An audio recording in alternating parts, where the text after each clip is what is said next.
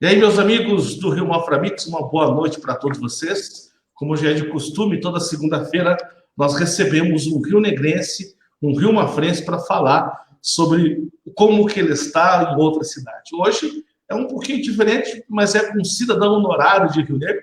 Não nasceu aqui, mas tem esse título de cidadão rionegrense. O nosso amigo pessoal, Gustavo Fruit. Para ajudar nesse bate-papo, nós convidamos também o Gerson, que é um amigo nosso também, uma liderança política da cidade. Juntos vamos conversar com o deputado, saber do futuro do Brasil, ele que está lá no epicentro do país, no lugar mais estratégico possível do país, que é a nossa capital federal, e de lá ele vai trazer todas as informações que a gente gostaria de saber em relação ao nosso país. Antes de desejar uma boa noite para o nosso convidado, eu queria convidar você que está nos seguindo pelo Instagram, pelo Facebook ou pelo YouTube, curtir essa live, compartilhar com seus amigos, e se você quiser deixar a sua pergunta, o seu questionamento, para a gente conversar. Deputado, seja muito bem-vindo ao Rio Mafra Mix pela primeira vez, né? Nós aqui conversando, é uma honra, um privilégio ter o senhor com a gente, um cidadão rionegrense que dispensa apresentações pelo grande trabalho e pelas ações realizadas em prol da nossa cidade. Boa noite, seja bem-vindo. Boa noite, Douglas. Muito obrigado pelo convite. É uma honra estar com você. É uma honra participar dessa live. Um privilégio falar com os amigos de Rio Negro, Mafra, de toda a região. Muito feliz de reencontrar o Gerson. E a última vez nós estivemos na festa de Bom Jesus, num dia de muito frio em Rio Negro. E eu lembro com muito carinho quando foi apresentado a você, ao trabalho, a primeira entrevista, em frente à nossa belíssima igreja, no final de tarde, muito frio. Hoje, com essa pandemia, uma realidade diferente, mas da mesma forma, o respeito, a admiração e a oportunidade de a gente conversar um pouco sobre o Brasil, sobre o Paraná e também o impacto na vida dos municípios e no que a gente pode ajudar Rio Negro. Obrigado, deputado. Vamos ouvir também o nosso amigo Gerson Bedasso, vai nos ajudar a conduzir essa entrevista. Gerson, receber o deputado aqui na redação é um privilégio, né? E, além de tudo, um grande amigo. Nas eleições aqui fez um diferencial. E acredito que o povo rionegrense tem uma história com o povo rionegrense. Queria que você desse uma pincelada para nós. Boa noite. Boa noite, Douglas. Boa noite ao deputado Gustavo Fruit. Boa noite aos internautas do Rio Mafra Mix. O Gustavo tem uma história, eu sempre costumo dizer, de longa data conosco aqui.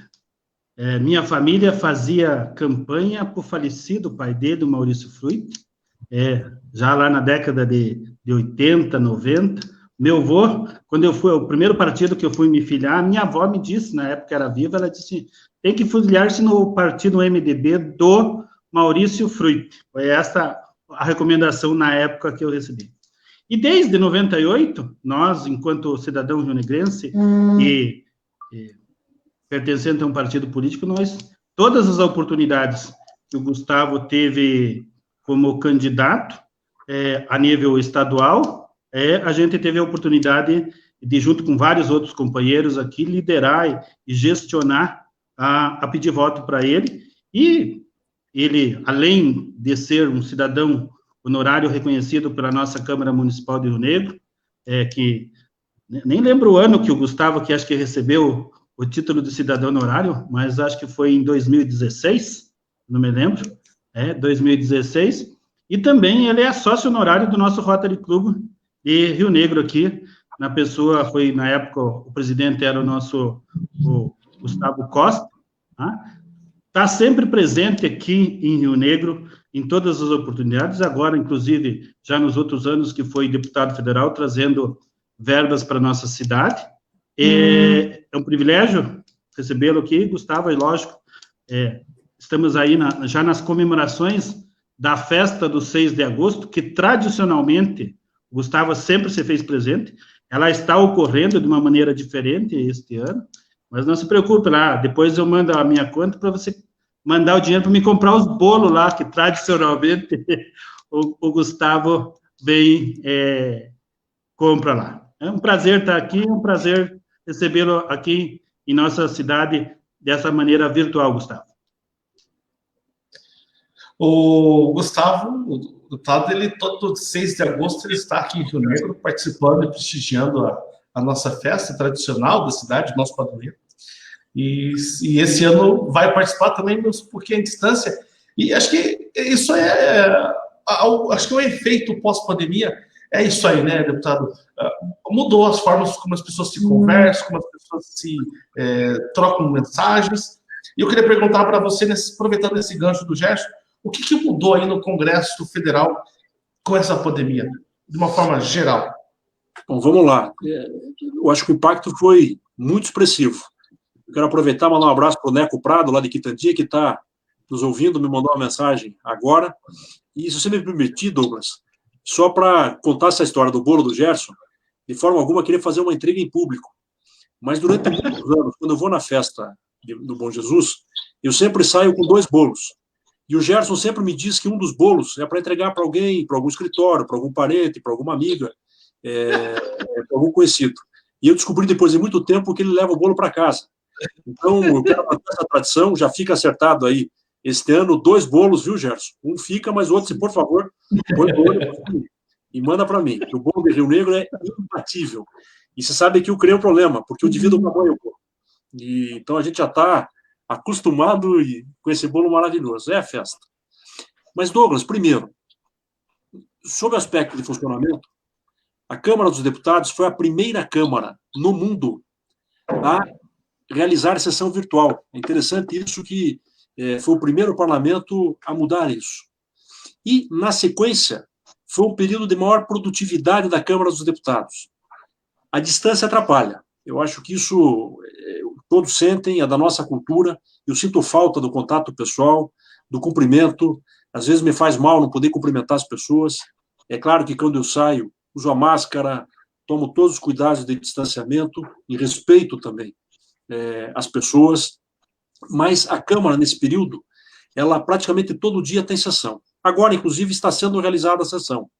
Foram votados já 3 projetos. O primeiro, que é bom também, eu chamo a atenção, que beneficia a agricultura familiar, vai permitir um auxílio emergencial aos nossos pequenos agricultores, inclusive aqueles que trabalham em feiras também. Então, é importante agora um contato com as secretarias municipais e com a Emater, para acompanhar o cadastro e quem pode ter direito a este auxílio. O segundo projeto regulamenta o repasse de recursos para as prefeituras e os estados da Lei Aldir Blanc, é a Lei da Cultura. Até coincidentemente, Douglas, me permita, a cidade de Rio Negro terá acesso a um valor de R$267 mil. Viu, Gerson? É importante que haja uma atenção da prefeitura, porque esse recurso tem que ser utilizado em 60 dias. Pode ser através de auxílio a quem trabalha com a cultura, através de edital ou através de repasse para algum equipamento cultural. Mas são R$267 mil para Rio Negro, e se a cidade não utilizar, esse recurso volta ou vai para o Estado.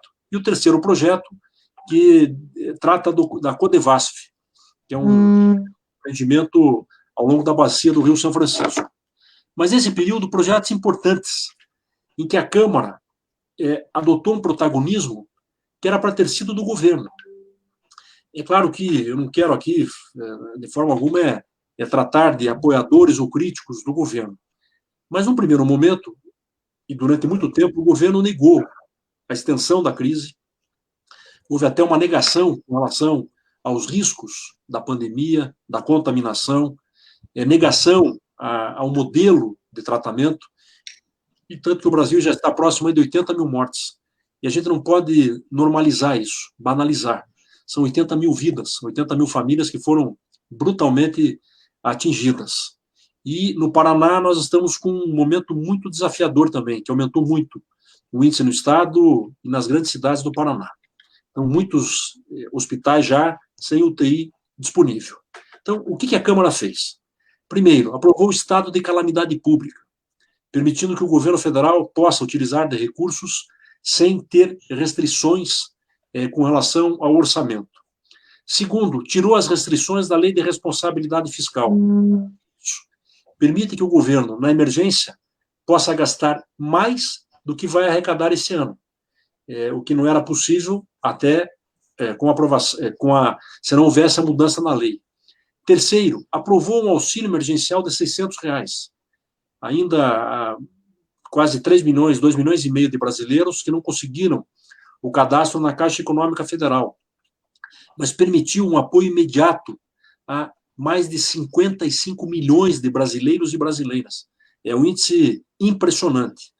Quarto, aprovou linhas de financiamento para que empresários tenham acesso a recurso para pagar a folha de pagamento. E o que aconteceu? Uma dificuldade imensa com a liberação de empréstimos no sistema financeiro, nos bancos. O governo editou uma medida provisória garantindo o aval de 85% desse valor, de garantia para esse valor. Como é que é feito isso? O governo permite que os bancos possam utilizar o chamado limite do compulsório. Com isso, o governo liberou desse compulsório quase 1 trilhão e 300 bilhões de reais. Mas como os bancos estavam exigindo as garantias normais de um empréstimo, numa situação normal, o governo veio, com o apoio do Congresso, para garantir a liberação desses recursos. Fundamentalmente, trabalhou para liberar mais recursos para a saúde, para que imediatamente se pudesse ter uma rede de hospitais, seja nas UTIs, enfermaria, mas principalmente naquelas UTIs próprias para quem está com quadro já grave da Covid-19. Isso deu muito problema, que o tempo vai esclarecer quem agiu de boa fé e quem agiu de má fé e quem roubou na compra de insumos, respiradores, máscaras, equipamentos. Permitiu-se a contratação emergencial de profissional. Em muitos lugares havia estrutura, mas não havia gente qualificada para aquele trabalho, mas foi além. E aqui eu falo hoje muito para as prefeituras. Num cenário de crise, todos perdem. E o impacto evidente é na queda da receita. Uma prefeitura não gera dinheiro. Ela arrecada o que é cobrado através dos impostos. É por isso que o nome é imposto. Não é uma opção, ele é imposto para a população. Só que as prefeituras têm um custo fixo, seja na saúde, que absorvem muito recurso. Então, nós aprovamos um repasse emergencial para os municípios, de acordo com a população e de acordo com o FPM, e também o repasse emergencial para a saúde. Os valores aproximados, eu levantei hoje, eu não sei exatamente quanto o Rio Negro deixou de arrecadar. A média é que as prefeituras perderam de 30% a 40% da receita, seja de tributos locais, mas seja também dos chamados repasses, como é o caso do FPM. Então, no caso de Rio Negro, já houve 2 parcelas de R$992 mil. A previsão de que mais 2 sejam repassadas. Eu não sei se isso será suficiente para compensar o que a cidade deixa de arrecadar. E houve também um repasse de recurso na área da saúde, que se soma aos valores que são repassados pelo Sistema Único de Saúde. Eu também preciso avaliar o impacto que teve no aumento de custo da Prefeitura de Rio Negro e das prefeituras da região com a Covid. Até porque algumas especialidades e alguns atendimentos foram represados, isso, evidentemente, que vai estourar lá na frente. Então, em resumo, nós vivemos um momento excepcional. Nesses 4 meses, uma mudança de hábitos brutal. É evidente que esperar que as pessoas, por mais conscientes que estejam, fiquem fechadas 4 meses é difícil. A maioria precisa sobreviver. A maioria não tem dinheiro para uma hora como esta, para uma emergência, não tem, às vezes, um pai ou uma mãe para poder ajudar, não tem uma outra fonte de receita para poder utilizar. Então, é claro que isso gera também um afrouxamento. E houve muitos sinais trocados. Ora do governo federal, lembrem que o presidente chegou a afirmar que a responsabilidade é dos governadores e dos prefeitos. O nosso partido, o PDT, entrou no Supremo para que se respeite a competência dos estados e municípios. Cada município, às vezes, tem uma realidade diferente, tem uma forma de atuação diferente, tem uma abordagem que pode dar um resultado maior, mas esses sinais trocados geraram, eu não, com base em todos os dados, um agravamento da crise. Poderia ter sido diferente? Poderia. Agora, também não adianta a gente ficar olhando só nos erros. O que a gente pode fazer daqui para frente? Então, a Câmara, nesse período, adotou a sessão remota, não deixou de votar, priorizou projetos que podem ter impacto imediato na vida das pessoas, na vida das cidades, na vida das prefeituras, para que pelo menos não tenham problema para pagar a manutenção do serviço público, que não pode parar. A limpeza não pode parar, a iluminação não pode parar, a saúde não pode parar, a educação evidente que mudou completamente. Alguns lugares se adaptaram melhor, outros não.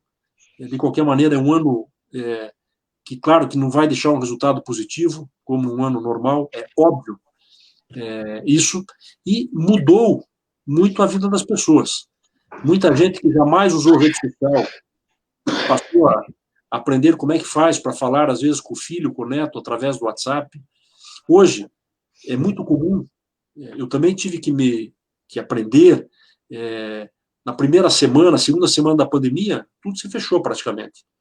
Hoje é praticamente normal, todo dia, a gente participar de uma videoconferência, de uma live, conversar com as pessoas, para compensar um pouco a ausência.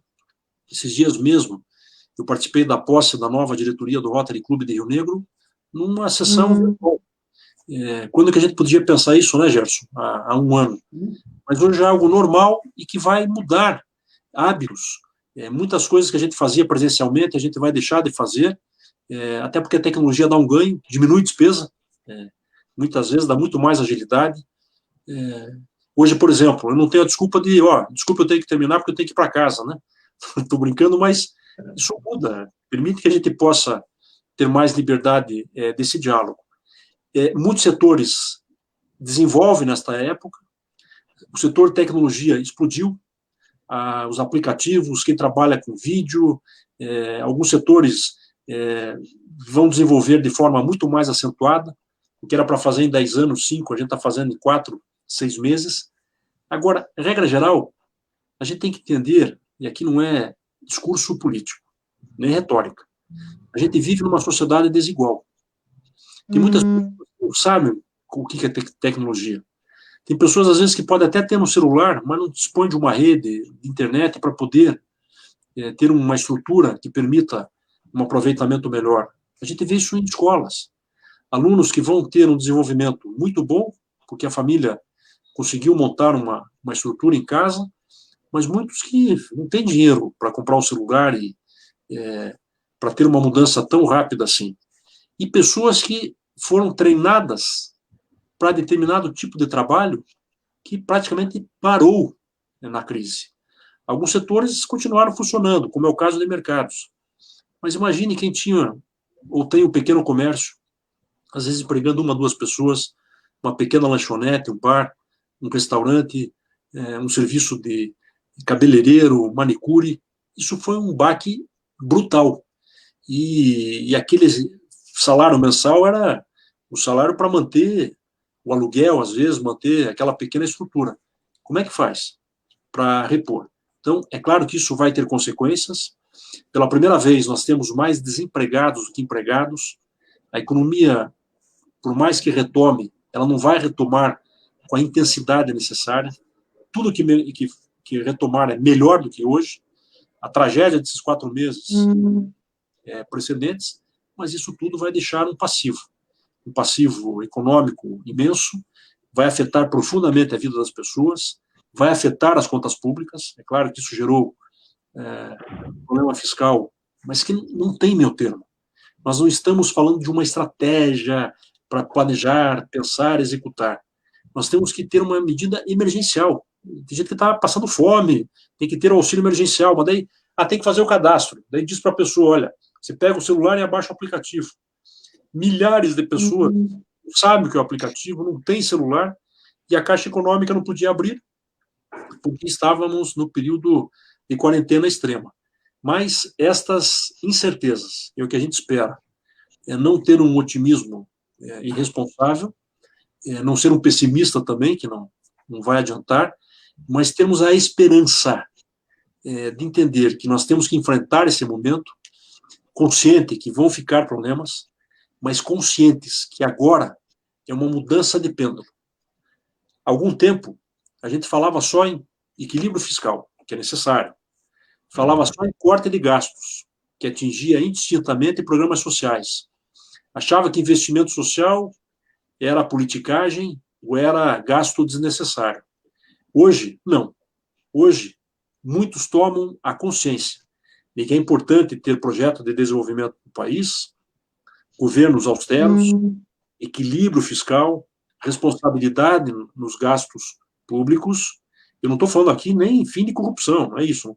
Essas questões ilegais continuam ilegais e têm que ser tratadas na forma da lei. Mas passam a perceber que o poder público, nesta hora, é importante para garantir uma sociedade menos desequilibrada, garantir acesso à saúde pública, que custa e custa caro, mas mais do que nunca mostrou a importância do Sistema Único de Saúde, e garantir que o poder público tem poder de incentivo à economia. É por isso que agora a gente está discutindo com o governo, e o governo não quer, a prorrogação da desoneração da folha.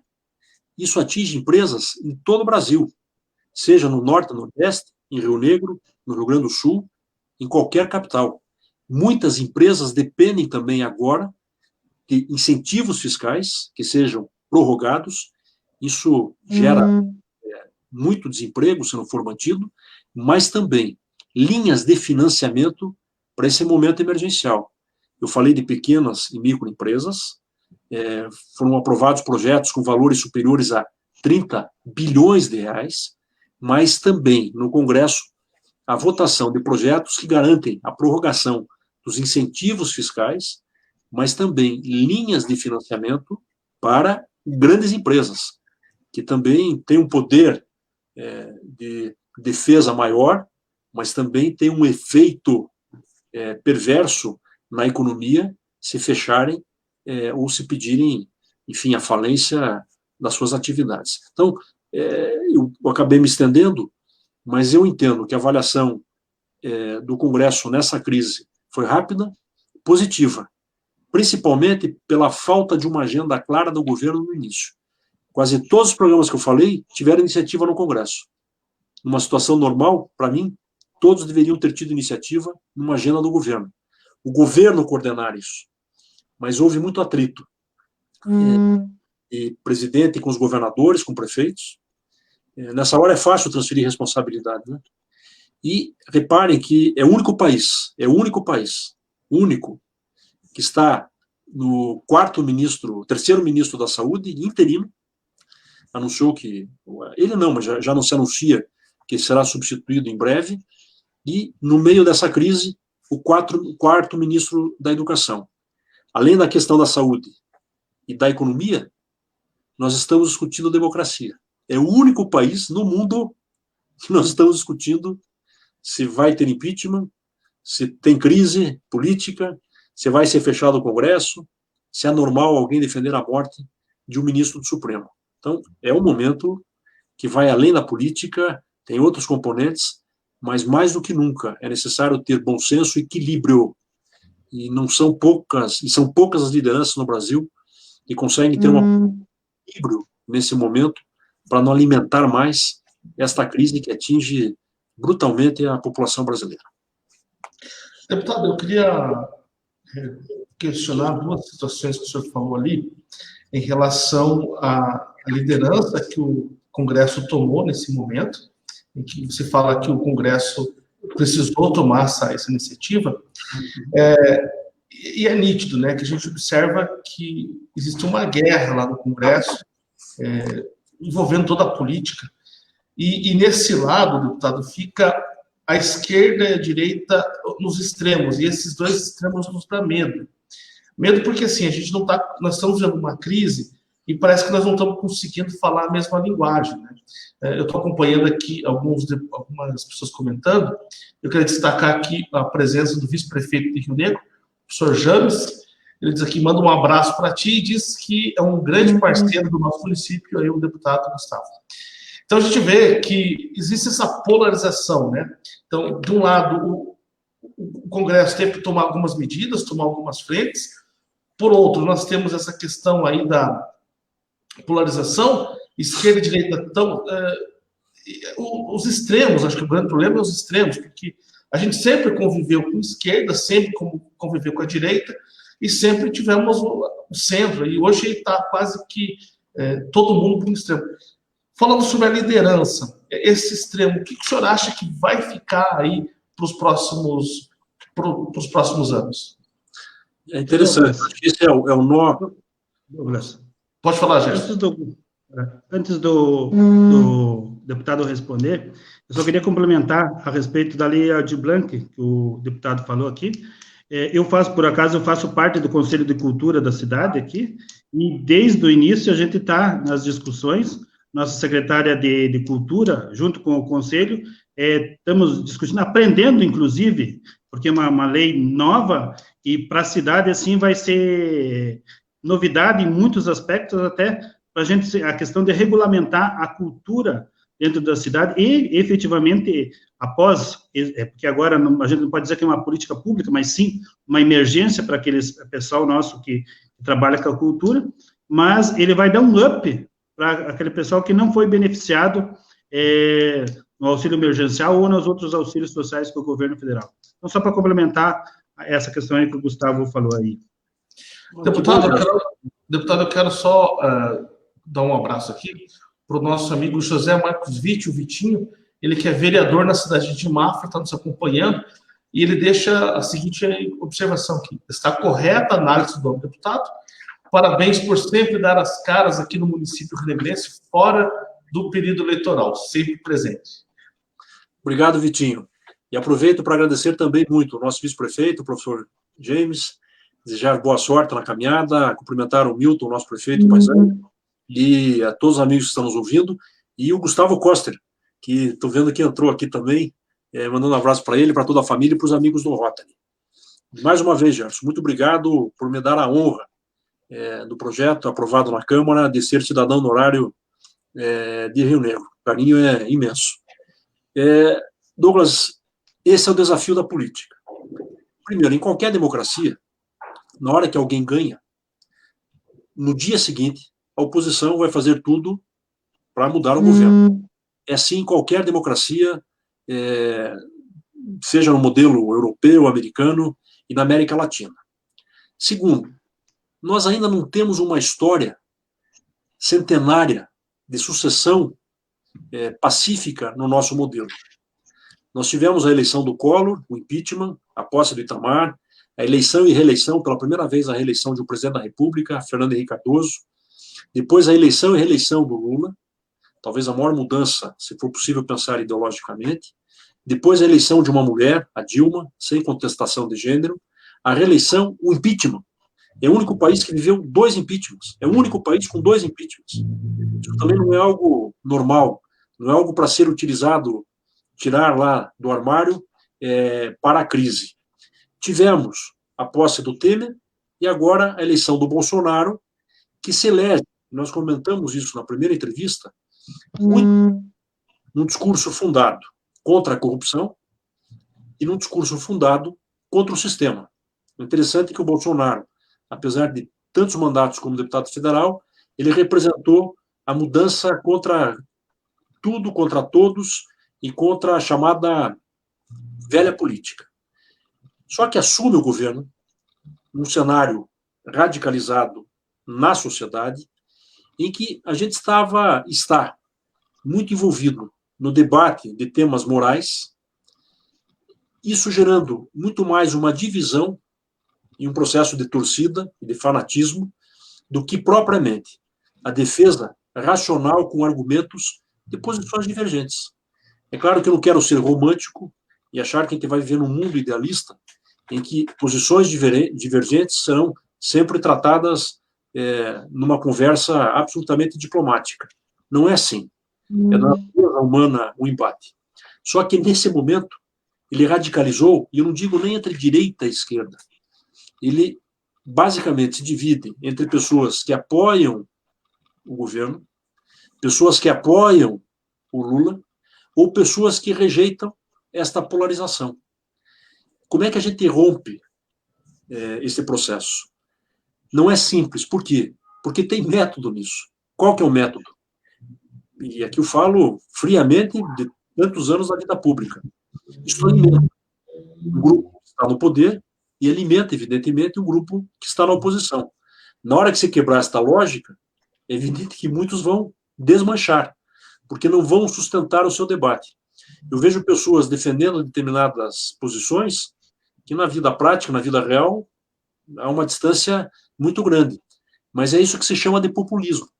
É adotar um discurso fácil, simples, uma conversa rasa, em que a gente não consegue avançar e ter pontes, ter canais de diálogo para a construção de alternativas. O que a pandemia provocou? Ela quebrou um pouco desta lógica. E o Congresso, que sempre estava numa linha de confronto, em qualquer lugar, não tem Congresso, como não tem Câmara Municipal, como não tem Assembleia Legislativa no mundo, em que todos pensem exatamente igual e consigam sempre trabalhar em convergência. Tanto que, às vezes, a divergência vai quase para, às vezes, para briga física ou até para questões pessoais. É assim no mundo, é da natureza humana e a política expõe isso, ela desnuda muito isso. Mas, em determinados momentos, há certas ideias que conseguem gerar convergência. E nisso, o Congresso e a Câmara, principalmente, conseguiu, nesse cenário de crise, estabelecer convergência de partidos que pensam completamente diferente, de pessoas que têm uma visão completamente diferente de mundo, mas que votaram a favor, nesta crise, em função de certos projetos. Eu citei alguns. O que isso mostrou? Que é possível ter o diálogo. Então, muita gente que tinha um discurso radical nas eleições, pode reparar, que vai para as redes sociais, esculhamba Deus e todo mundo, mudou hoje. Mudou não só pelo momento da pandemia, mas também pelo inquérito das fake news que está no Supremo Tribunal Federal. E está mostrando que muita gente bate e esconde a mão. Tem muita gente que a gente acha que é corajoso, mas que não se expõe. Quer dizer, terceiriza, paga para alguém falar mal, usa perfis falsos para gerar uma situação de pânico e de instabilidade. Isso gerou, inclusive, na base do governo, uma divisão. O partido que o presidente foi eleito, o PSL, hoje tem metade da bancada e o próprio presidente não está no partido. Nós vivemos uma situação na democracia, o presidente da República está sem partido. Tivemos isso com o Itamar Franco, mas não é normal no mundo. O presidente eleito é governante sem partido. Então, esta radicalização, ela tende ainda a viver por um bom tempo, não é algo exclusivo do Brasil. A gente viu isso na eleição americana. Até vale a pena, eu sugiro assim, um livro, um documentário, 2 documentários. Um chamado Stone, conta a história de um publicitário americano chamado Roger Stone, que sempre esteve com os republicanos, e os instrumentos que eles usaram até a chegada das redes sociais, e como isso potencializou uma relação de conflito, de ódio, e como este ódio alimenta pessoas que estavam quietas na sua vida, a acabarem tendo a necessidade de se posicionar a favor ou contra determinadas ideias, candidaturas e projetos. É impressionante como é instigante a história da comunicação e das redes sociais nesse novo momento que a gente está vivendo. E o outro é um francês chamado Driblando a Democracia, que conta a história do Brexit. Como é que muitas pessoas trabalharam de forma profissional para que o Reino Unido saísse da comunidade europeia. E o que esses documentários mostram? O trabalho feito com as redes sociais. Eu não sabia, mas, por exemplo, na hora que você dá lá 10 likes, 20 likes numa página, em algumas páginas do Facebook, quem analisa com os chamados algoritmos ou com especialistas, consegue identificar o perfil daquela pessoa. E cada vez mais, isso está sendo muito rápido, a gente é bombardeado com informações e com posições de acordo com o nosso perfil. Então, se alguém já é propenso a ser a favor do governo, recebe informação favorável ao governo. Se alguém já é propenso a ser contra o governo, ele está lá numa linha de receber informações favoráveis contra o governo. Isso está também expondo mais essas tendências, essas tribos e esta radicalização. Será que a sociedade já não vivia com pessoas que pensavam dessas maneiras? Provavelmente sim. Só que hoje isso é muito mais rápido e o grau de exposição é muito maior. Então, a tendência de cada um de nós é nos identificarmos com aquelas tribos que, de alguma maneira, pensam iguais em diferentes temas, mesmo que a informação que a gente recebe não seja verdadeira. Quer dizer, quando a informação me agrada, eu não quero, às vezes, nem checar, a pessoa nem vai checar se aquilo é falso ou verdadeiro, mas é o argumento que ela precisava para mostrar para o seu adversário. Então, num cenário desse, muitos que radicalizam tiveram apoio popular. Podem reparar, quem adotou nas últimas eleições aquele discurso contra tudo e contra todos, da conversa fácil, gritando, xingando, ofendendo, como é fácil ofender nas redes sociais, como é fácil alguém vir aqui esculembar com alguém sem nenhum compromisso com a verdade ou com a honra, né, daquela pessoa, ou com o respeito até a quem está ouvindo. E muitas pessoas cresceram nisso. Então, essa eleição vai ser um teste também. Eu acho que nós vamos eleger vereadores, talvez prefeitos, ou vice-prefeitos, ou prefeitas, com esse discurso radical, fácil, né? Contra tudo e todos. Ninguém presta, é um bando de ladrão, um bando de vagabundo, eu vou resolver tudo. Em 30 segundos, vai mexer com uma torcida muito grande.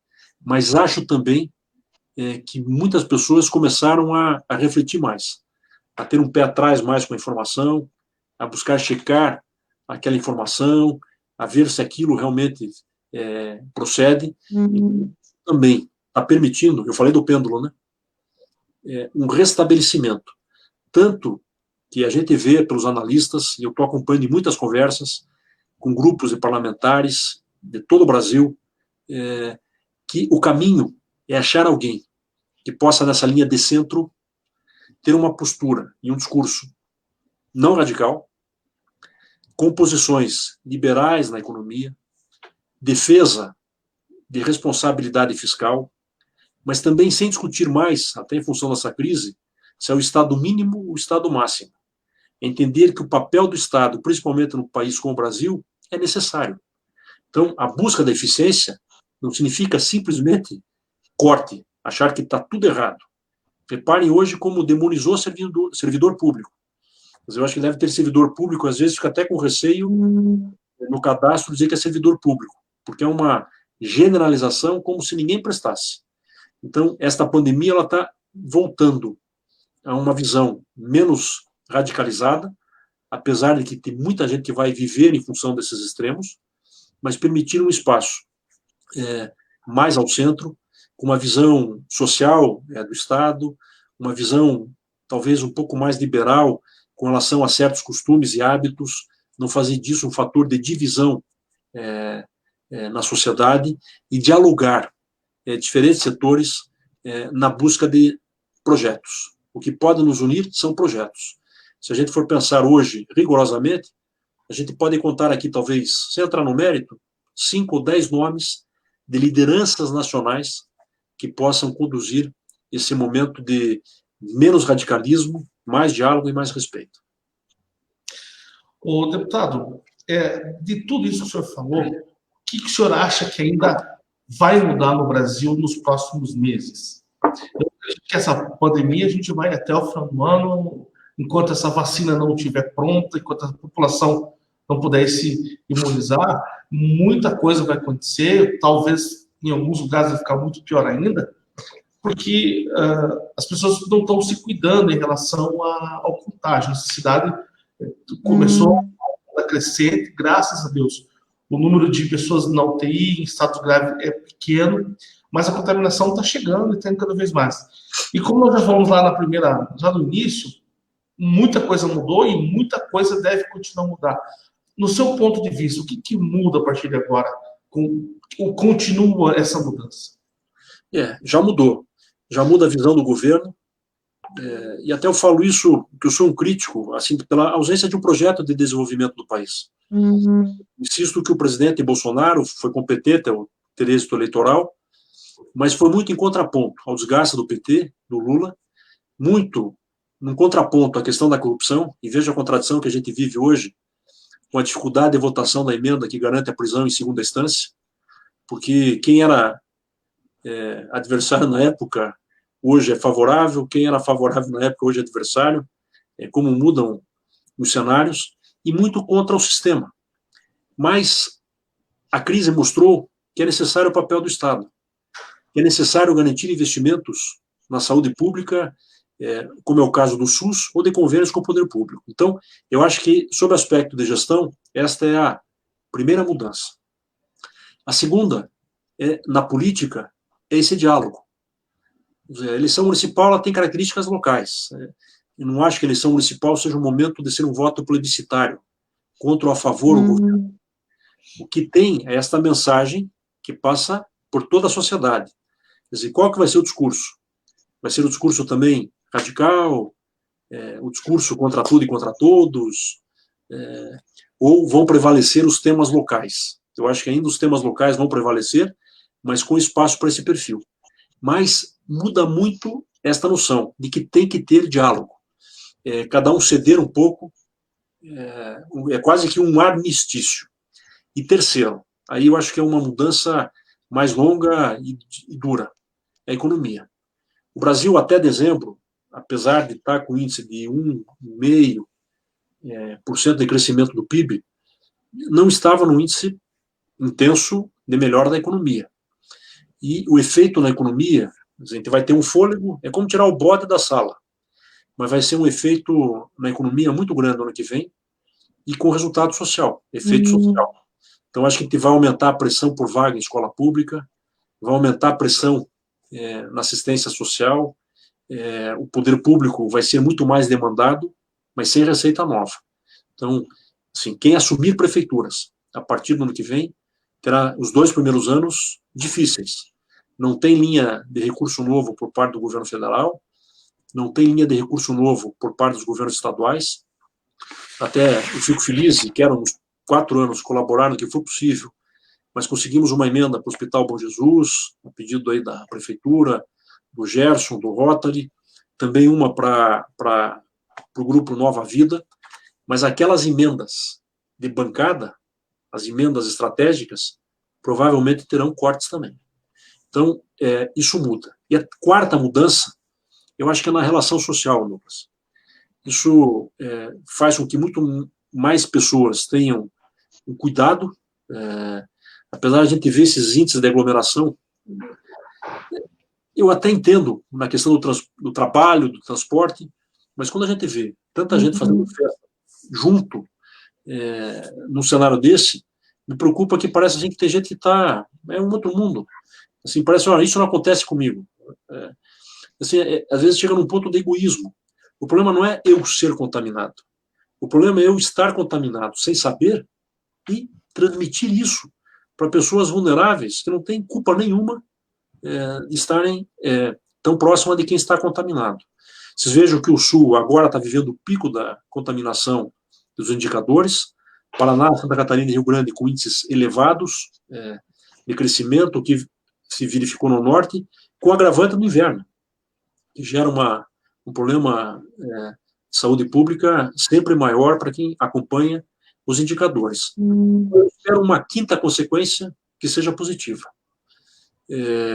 Uma parcela expressiva com uma vida mais solidária, compreensiva, e saber também que a gente não vive bem se a coletividade não estiver bem.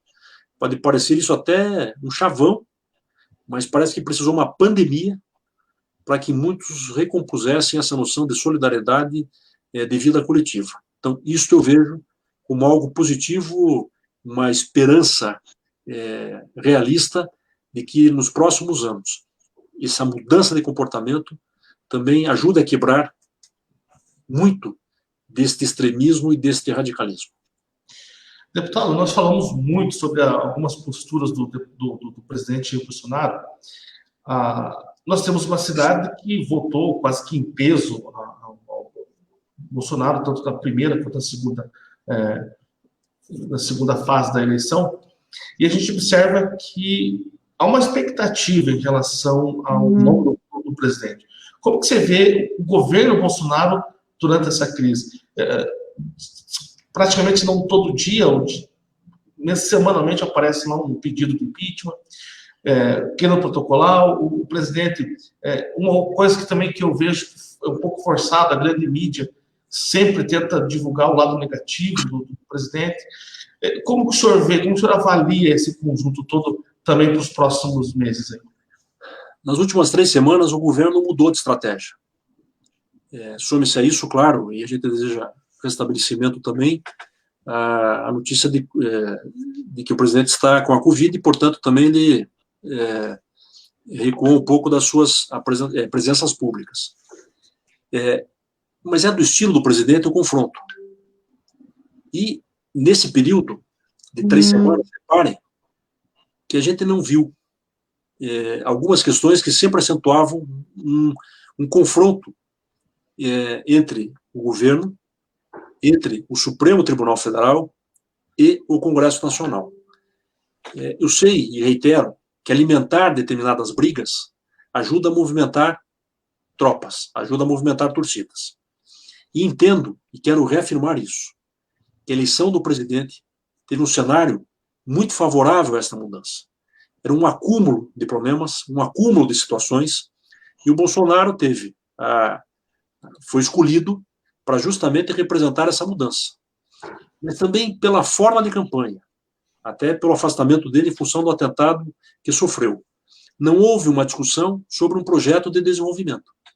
Houve, sim, um desejo de mudança, reitero, contra a corrupção, contra um sistema da chamada velha política, contra um sistema, contra vantagens e benefícios. Bolsonaro assume, monta um governo com pessoas muito ligadas ideologicamente a este projeto e coloca o Paulo Guedes para garantir a espinha dorsal do projeto econômico. Todo novo governo, principalmente diante da crise, assume com uma expectativa positiva. Há uma lua de mel. Essa lua de mel, às vezes, é mais curta, mais longa, mas o governo teve, principalmente, o primeiro ano para apresentar uma série de medidas que pudessem mostrar qual a estratégia do governo de médio e longo prazo.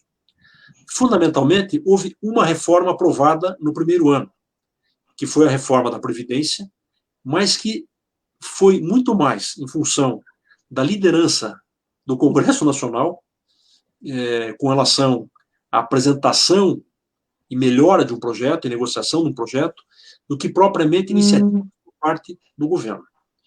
Houve, a partir daí, uma sequência de crises, que levou agora à demissão do ministro da Educação, mais de um ministro, alteração no Ministério da Saúde, mas com a pandemia, e aí que eu acho que no primeiro momento o governo fez uma opção que para mim não foi acertada, até sob o aspecto político, foi denegar o tamanho da crise, transferir a responsabilidade aos governos estaduais e municipais e afirmar que as medidas restritivas teriam impacto na economia. A economia foi afetada com ou sem medida restritiva. Foi aqui no mundo. Foi um estrago o que aconteceu. Independente de fechamento, foi um estrago o que aconteceu. Mas houve, em muitos governos, um projeto articulado de todos os níveis. Isto mostra e demonstra confiança nesse diálogo. Tanto é que agora o governo do Paraná adotou medidas restritivas e muitas prefeituras disseram não, porque não era o momento de determinadas medidas agora, porque houve uma falta de ação lá atrás. Então vai se perdendo esta confiança. Tanto é que em muitos países já há uma previsão de indicadores positivos na retomada da economia. É o caso surpreendente da China, que tem uma expectativa de PIB positivo ainda este ano. Menor do que era programado, mas PIB positivo esse ano. Na Europa, apesar de diferenças regionais, houve uma ação articulada da União Europeia. Alguns países, no primeiro momento, destoaram, como é o caso do Reino Unido. Parece que precisou também o internamento do primeiro-ministro, que se recuperou muito bem, para mostrar que lá também não era uma mera gripe. Mas houve uma ação articulada, houve um trabalho coordenado. Isso aconteceu no Paraguai, nosso vizinho, que não tem os indicadores no Brasil. Aconteceu no Chile, acontece no Uruguai, nosso vizinho. A Argentina está vivendo um problema agora, há uma situação econômica histórica desfavorável, mas houve uma ação articulada também que não gerou o impacto que gerou no Brasil. Então, insisto, não adianta ficar olhando para o passado. Agora, nessas 3 semanas, houve uma mudança de postura. Essa postura mostrou o melhor diálogo do Ministério da Saúde com os secretários estaduais, o melhor diálogo da coordenação política do governo com o Congresso Nacional. Repare que faz 3 semanas que a gente não vê uma crise nessa relação. Houve uma mudança de postura, repare, com o novo ministro da Justiça e o novo advogado-geral da União, seja com o Procurador-Geral da República, o Aras, e aqui tem uma outra crise se armando que a gente pode falar com relação ao e à Lava Jato, em especial aqui do Paraná, e houve uma mudança de diálogo e na postura com o Supremo Tribunal Federal. O que era um processo de permanente atrito, e até pelo perfil do ex-ministro da Justiça, de não ter esse diálogo com o Supremo, o atual ministro tem um diálogo com o ministro do Supremo que está ajudando a destensionar esta relação, com medidas que poderiam ter impacto no governo. Até porque o presidente sabe que ele não pode descuidar da representação que tem contra os filhos e com relação lá ao inquérito das fake news que atinge diretamente pessoas ligadas a ele. Mas eu falo isso, Douglas, respeitando cada eleitor, cada eleitora. Mas é uma análise de personalidade. Um dia me deram uma definição que eu achei bem interessante. Assim, o Fernando Henrique Cardoso e o Lula, sem entrar no mérito, tinham algo que é muito importante para quem é presidente de um país. Não é fácil ser presidente do país. Eu acho que deve ser a questão mais bonita que alguém pode ter, é ser presidente do país. Mas isso não pode ser encarado como um fardo. Tem que ser encarado como uma missão. Tem desafios, mas tem que ser feito algo com alegria, com entusiasmo. E falta ao presidente, como faltava a Dilma, nessa avaliação que me fizeram, a inteligência emocional para entender essa multiplicidade que é o país. Um presidente eleito é presidente de todos. É presidente de quem votou, mas é presidente também de quem às vezes não votou nele ou simplesmente não quis votar. Tanto que nesse período houve uma queda nos indicadores de apoio ao presidente, mas ele se mantém com 2 fatores.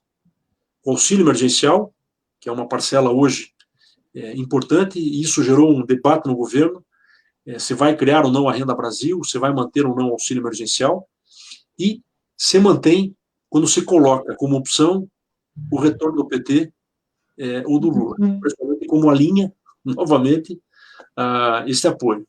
Por isso que a alternativa que se pensa para o país é uma alternativa de centro, que tenha esse olhar social, mas que fuja desse enfrentamento. Então, mudou. O governo mudou. Gostando ou não, mudou. E mudou com instrumentos legítimos,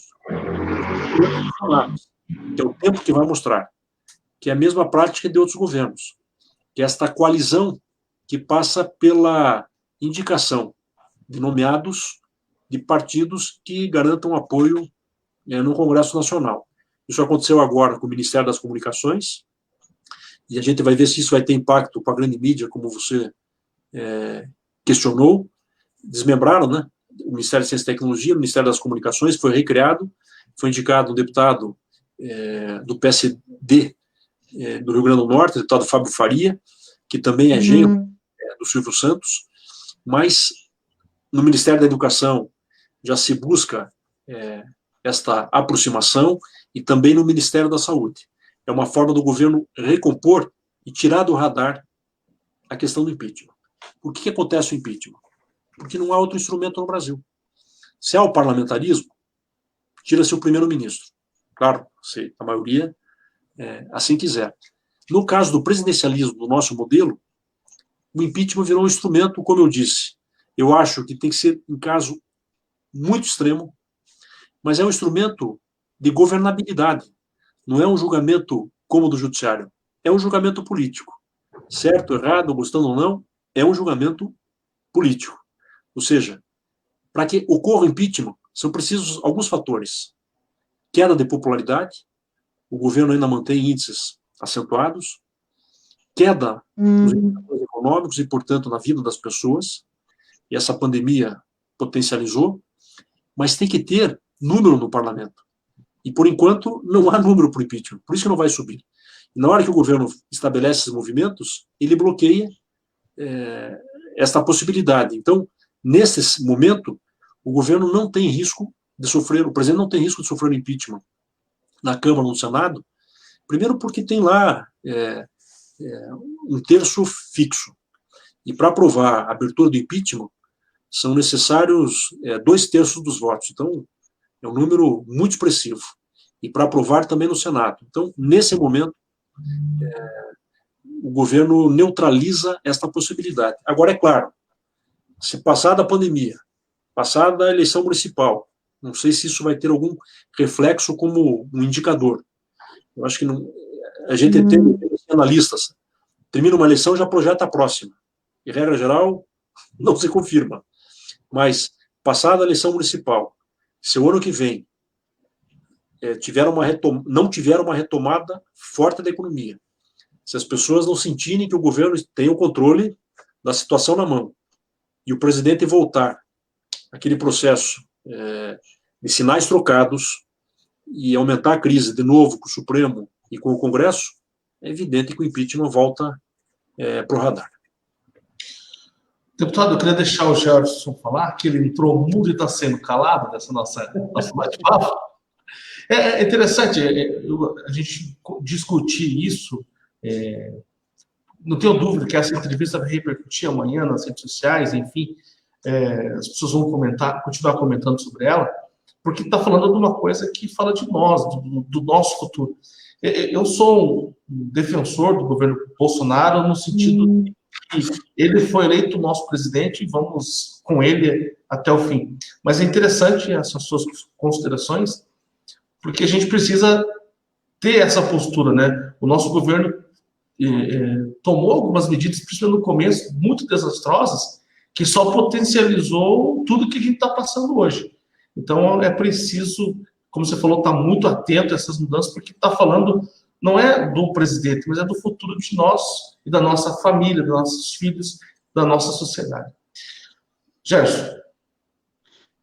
Colaborando aí com o que o Gustavo falou, eu acho que nessas últimas semanas, a partir do momento que o governo voltou a dialogar, e no popular, como a gente fala na política, sentou na mesa para conversar com as lideranças políticas, ele deu um up em termos assim até de popularidade, porque você veja assim, o que a população quer? A população quer ver o governo funcionando, que as ações, especialmente nesse momento de pandemia, o governo funcione. Certo? Então, eu acho que esse tensionamento que não está tendo com tanta frequência nessas últimas semanas, como o próprio Gustavo falou, ele vem e passa uma sensação de segurança para a população. Porque a população não quer essa discussão. Lógico, como o Gustavo falou, tem esse pessoal aí que quer potencializar, querem que você diga se você é a favor, se você é contra, querem impor uma vontade deles. E eu queria que o Gustavo falasse, assim, nós temos hoje, assim, eu, por exemplo, sou um fã, por exemplo, do ministro Tarcísio, sabe? Que na questão de infraestrutura, ele vem fazendo um serviço, ninguém ouve falar dele, mas é um cara que vem a médio e a longo prazo, ele vem fazendo um trabalho decente. Tem esse tensionamento, a tipo do governo, mas é mais na área ideológica, daquilo que não, vamos dizer assim, que não afeta o dia a dia da população. Então, o que eu percebo, assim, é que tem uma parte do governo que está fazendo o dever de casa. O problema é aqueles pessoal aí, vamos chamar assim, nem sei qual é o termo, que estão lá feitos uns loucos, e todo dia querem agredir alguém, parece que tem isso como um karma, mas tem uma parte do governo que está trabalhando, Gustavo. Sim, e além do ministro Tarcísio, eu cito a ministra Tereza Cristina da Agricultura. Reparem que nesta crise, o setor agrícola, pecuária no Brasil, o agronegócio, cresceu. As cooperativas do Paraná estão exportando, aumento de produtividade, mas são perfis. Quer dizer, numa situação normal, são perfis diferentes desse momento. Reparem, são pessoas que não ficam no embate político, não ficam na provocação, não aceitam provocação também, sabem que tem casca de banana no caminho, mas estão focados no seu trabalho. Tanto que eu vou dizer uma coisa maluca aqui para vocês. Em muitos momentos, eles são cobrados por não defenderem o presidente em público, principalmente nas redes sociais. Quer dizer, às vezes parece que se mede mais alguém pela lealdade em vir a público com frequência para falar bem de alguém ou falar mal de alguém, do que propriamente pelo resultado do seu trabalho. o resultado, se for positivo do trabalho desses ministros, terá um ganho político para o governo muito maior do que se os dois ficassem o dia inteiro nas redes sociais discutindo com adversários. Bem lembrado. Registrar o Tarcísio, a origem dele, ele é servidor de carreira da Câmara dos Deputados, consultor da Câmara, e a Tereza Cristina é deputada federal pelo estado do Mato Grosso do Sul. Isso, de alguma maneira, eu acho que ajuda também a dar cancha, experiência para certas ações e certas medidas. Só acrescentar, Douglas, até para a história, é bom a gente lembrar que tem um quarto fator na questão do impeachment que eu me esqueci, que é o papel do vice. Eu acho que a história hoje mostra que o Michel Temer tem interesse em assumir o governo. E a gente não vê essa postura no vice-presidente Mourão. Então, isso também é um fator, porque a pergunta, assim, esquecendo um pouco quem é a favor ou contra o governo. Se houver impeachment, quem assume? É um novo projeto de poder? É uma nova relação de força? Isto houve com a Dilma. Isto não há hoje com o Mourão. Só para registro, para a história. Sim, tá certo. Nós estamos conversando exatamente há 1 hora, 1 minuto e 7 segundos.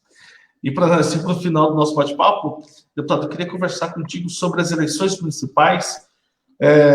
Eu acho que é um tema muito importante, eu até gostaria, talvez, eu sei que a sua agenda é lotadíssima, mas tinha de voltar para falar só sobre as eleições municipais daqui a alguns dias, porque o que a internet mostrou, e as redes sociais estão mostrando isso, que a nossa, agora acentuado devido à pandemia, as redes sociais vai ser o palanque de todos os candidatos a vereadores, a deputado, a prefeito, vice-prefeito, enfim. Qual que é a sua avaliação para essa eleição? Foi prorrogada a partir de agora? O que está valendo, na sua opinião? Qual que vai ser o fator-chave para as eleições de 2020? Foi prorrogada por uma questão de saúde, foi um pedido do Tribunal Superior Eleitoral, até porque uma série de procedimentos que já deveriam ter iniciado não foram. Então, isso já teria um impacto e uma dificuldade em realização em outubro. E se os indicadores não melhorarem, há uma possibilidade de ampliar até dezembro. Então, a princípio, 15 de novembro, a eleição, e muda profundamente a forma de campanha de eleição. Acho que todos nós fomos acostumados, a nossa cultura, o contato pessoal, é o olho no olho, é o contato no cumprimento de mão, um abraço, tomar o chimarrão, ter uma conversa, participar lá de uma costelada, que o Gerson é tão especialista, ouvir a banda maravilhosa de Rio Negro.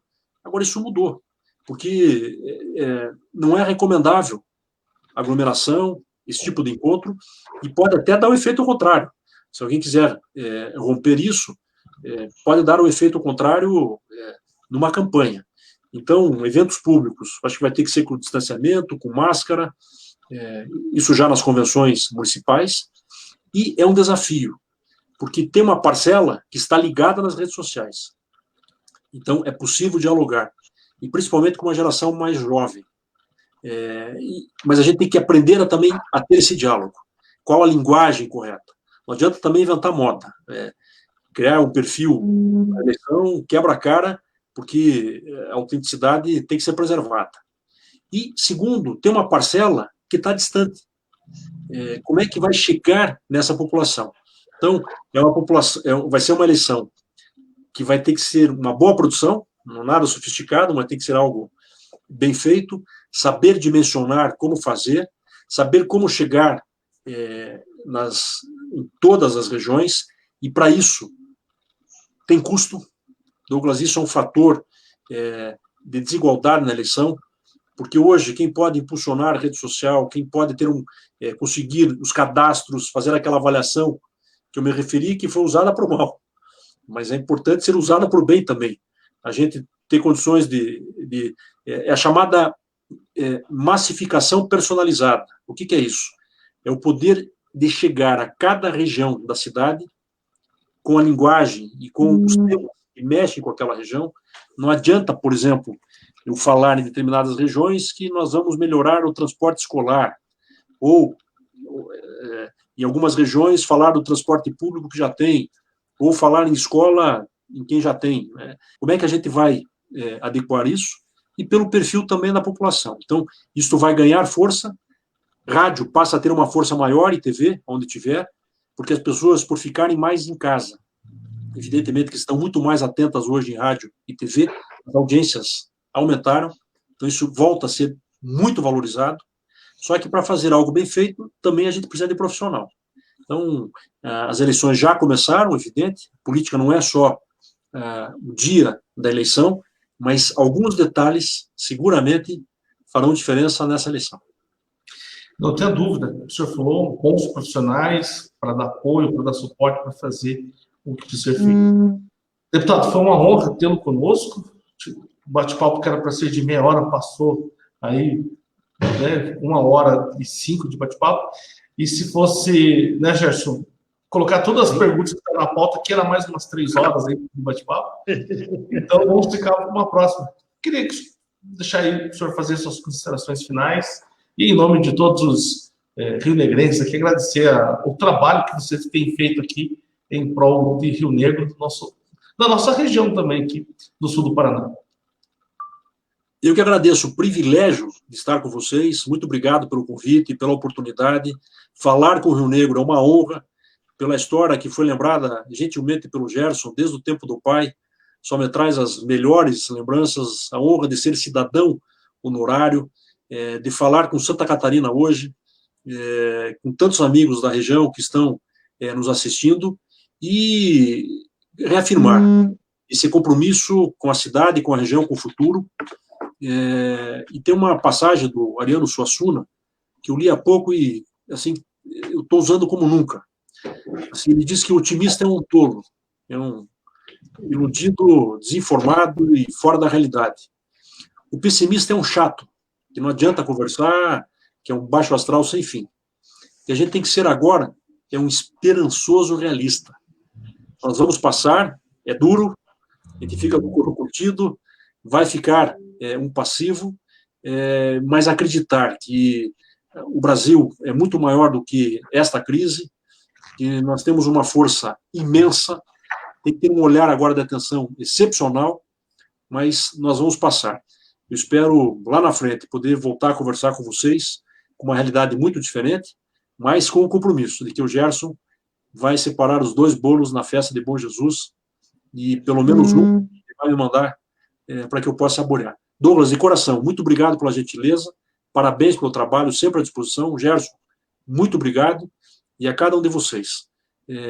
Agradecer pela atenção, e que Deus continue abençoando o nosso Brasil. Gerson. Obrigado, Gustavo. É um privilégio sempre ter aqui conosco. E, como você falou, citou Ariano Suassuna aí, que passe logo isso e que a gente possa estar no dia a dia e participando aqui das nossas festas. E o Gustavo é uma pessoa nossa aqui que, quando a gente fala, a gente dispensa a apresentação. Obrigado, agradeço aqui publicamente os encaminhamentos, especialmente das 2 verbas para a cidade, para o hospital, 300 mil, que está empenhado já, e para o Núcleo Terapêutico Nova Vida, de 200 mil, e torcer que o governo logo pague, porque nós estamos vivendo um momento que é um dinheiro que será muito bem-vindo, especialmente para essas nossas 2 instituições da cidade. Obrigado, Gustavo. Gustavo e Gerson, eu queria fazer um agradecimento também para o presidente da Associação Industrial e Comercial do Rio Negro, o Giovanni de Lima. Ele está conosco assistindo a live desde o começo, uma pessoa fantástica da cidade, e que vai estrear essa semana aqui uma coluna sobre administração. Um abraço, Giovanni, obrigado por estar conosco, e também a Jussara do Rocio Eide, que é a nossa secretária de Educação aqui de Rio Negro, também conosco. Um abraço para a Jussara.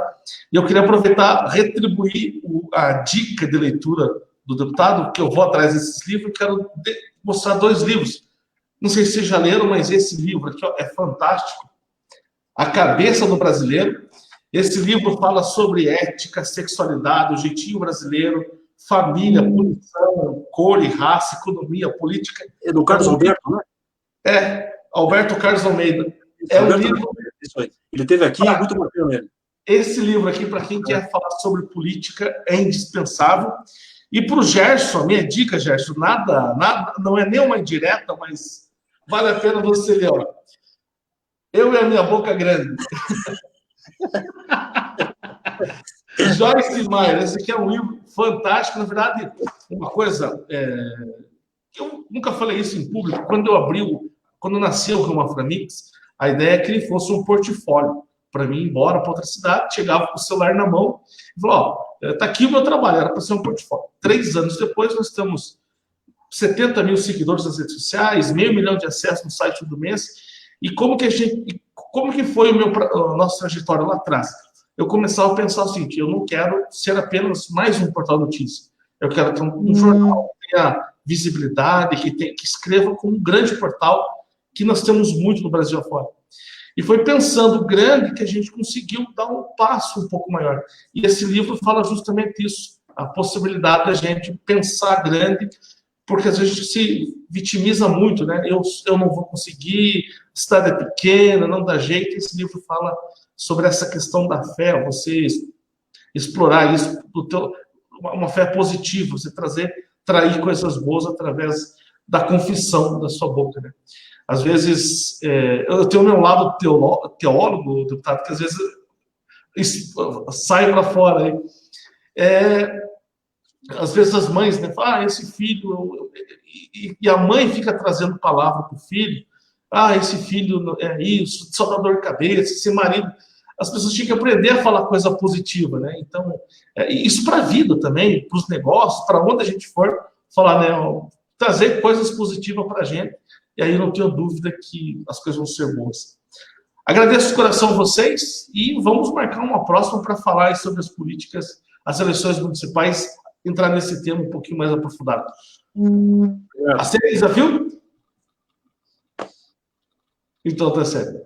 Obrigado, deputado. Obrigado, Gerson. Abraço.